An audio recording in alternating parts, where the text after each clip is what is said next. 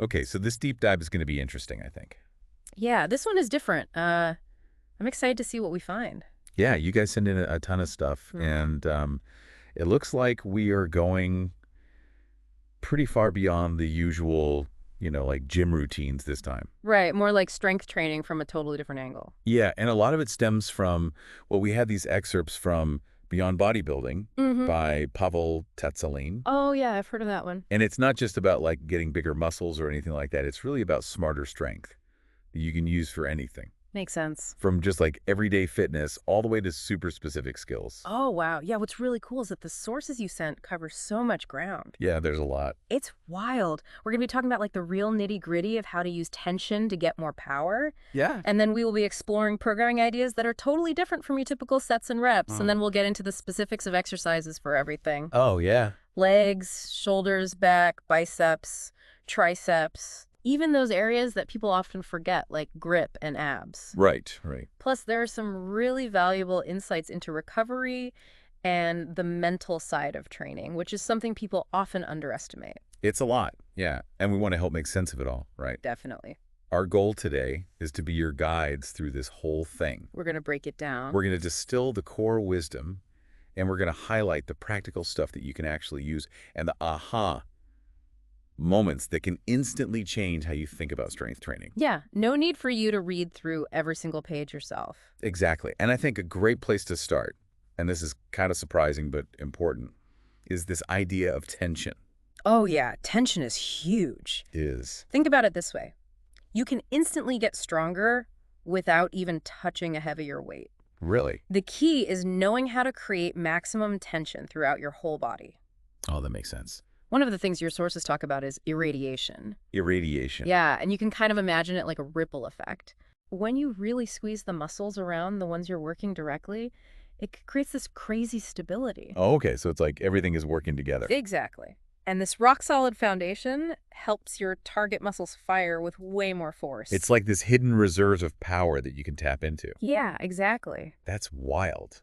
Oh. And this isn't just like some theory. Oh, no. You guys sent in a story about an iron rat named Cliff. Oh, yeah, Cliff. And now, for those who don't know, a 1 rep max, or a 1 RM, is the heaviest weight you can lift one time. One time only. So Cliff, this guy who was a pretty serious lifter, he tried out drag and drop training. Okay. And consciously used these high tension techniques. Got it. And guess what? His 1 RM deadlift went up significantly in just a week. Wow. And he was even using a weightlifting belt. That's crazy. I know. So it just goes to show you how powerful tension can be. It's amazing. And it makes me think of that principle from militaryutility.org. Which one? Brace the power of tension. Oh, yeah, I like that one. It just shows you that your body is this crazy interconnected system. It is. And when you really crank up that tension, it's like tuning a guitar. Ooh, good analogy. Oh, thanks. So you're making everything tighter and more responsive. Exactly. And then the primary muscles can do their job better. It's wild. There's also this really insightful note from a book called Championship Notes. Oh, okay. I've never heard of that one. Yeah, it's written by a special operator. Oh, wow. And he said that once he learned to properly engage his core and all the muscles he uses for pressing, he actually had less pain in his lower back and mid-spine. Really? I know. It's pretty amazing. That's fascinating. So it's not just about moving more weight. It's about moving better and avoiding injuries. Yeah, you're bulletproofing yourself. Yeah, exactly. And it all ties into this idea of really internalizing your lifting. Internalizing. Yeah, instead of just staring at the weight on the bar, you need to develop this deep awareness of your body. That makes sense. And really understand the purpose behind each movement. You're in tune with your body. Yeah, Pavel Tsatsouline even quotes this weightlifting coach who says that feeling the weight is way more important than just trying to muscle it up. It's about being present in the movement. It is. So we've talked about how important tension is. Huge. But how do we actually use this in our workouts? Good question. Your sources offer some pretty interesting perspectives on programming that are way different from the usual 3 sets of 10. Yeah, people get stuck in a rut with that. They do. A lot of the traditional approaches really hammer this idea of high volume. Lots of sets and reps. Yeah. But the sources you sent talk about principles that prioritize efficiency and getting your nervous system to adapt. Smart training. Exactly like this one principle called neither more nor fewer. Neither more nor fewer. I like that. It's all about finding that sweet spot Okay. where you're training often enough and doing enough volume to make progress. But not so much that you overdo it. Exactly. Overtraining is a real thing. It is, and it can really stall your progress. Totally. So you don't want to be stuck on that hamster wheel of endless workouts and seeing zero results. Right. You want to find that balance. Yeah. But you also don't want to undertrain and miss out on gains. Definitely not. So it's this delicate balance. It is. And then there's this really cool method called grease the grooves. Or GTG for short. Oh, yeah, GTG.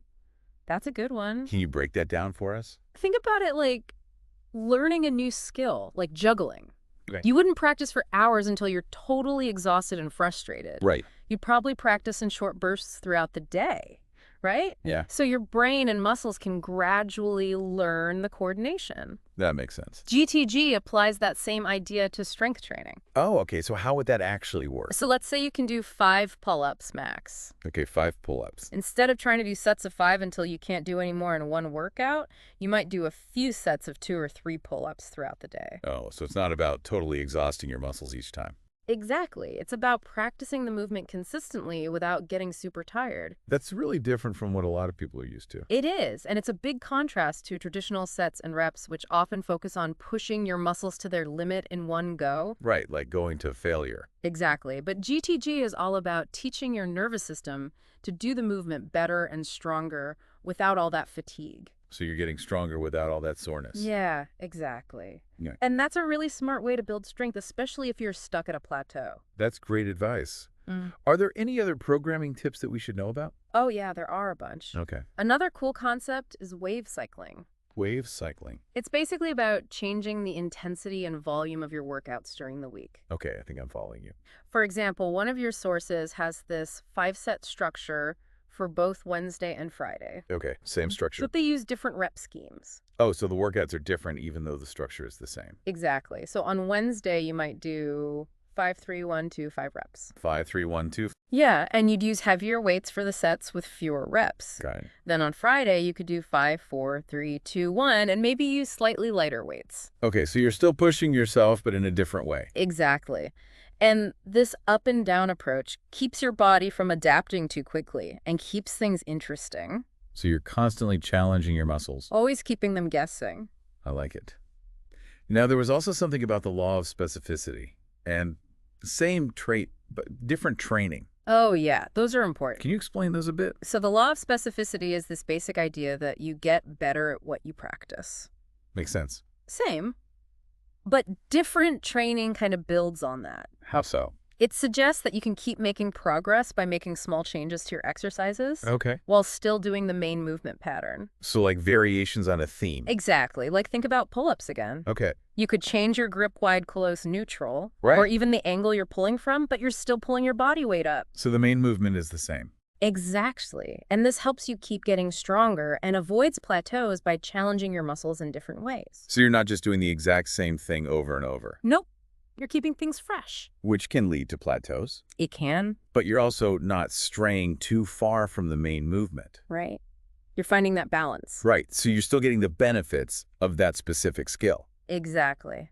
And then there's this idea of progressive movement training. Progressive movement training. What's that? It's about gradually increasing how much you move during an exercise. So like increasing your range of motion. Exactly. A great example is squats. Okay, squats. You might start with shallower squats and gradually work towards deeper squats as you get stronger and your technique improves. So you're not pushing your body too far too soon. Nope. You're listening to your body and gradually increasing the range of motion. So you're working towards a fuller, more functional movement. Exactly. Yeah. And that's a much safer and more effective way to train. That makes a lot of sense. So now let's talk about some specific exercises and techniques that your sources highlighted. Oh, yeah, there are some interesting ones. There are a lot. For legs, they mention the tactical frog squat. Tactical frog squat. That sounds intense. It's not really about lifting heavy weights. Oh, It's more about improving hip mobility, which is super important for lots of other movements. So it's more about functionality. It is. And then for shoulders, there's the half-kneeling bottoms-up press. Okay, I've seen those down. They're great. And the book Pulling Your Own Weight talks about how good they are for stability. They look pretty challenging. They are. Yeah. What makes the bottoms-up press so effective is that you have to be really stable.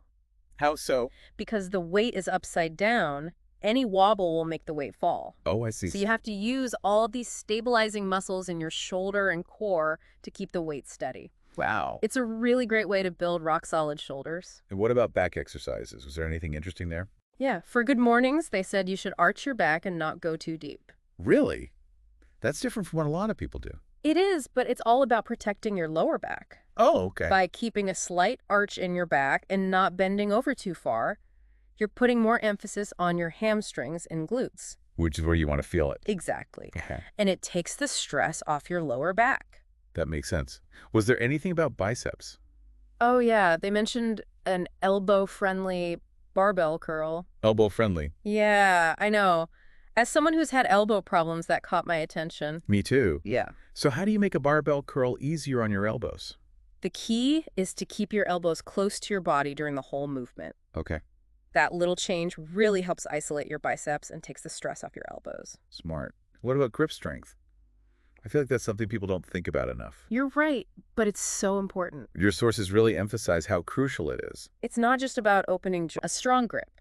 Helps you with all sorts of exercises, from deadlifts and rows to even pressing movements. Wow.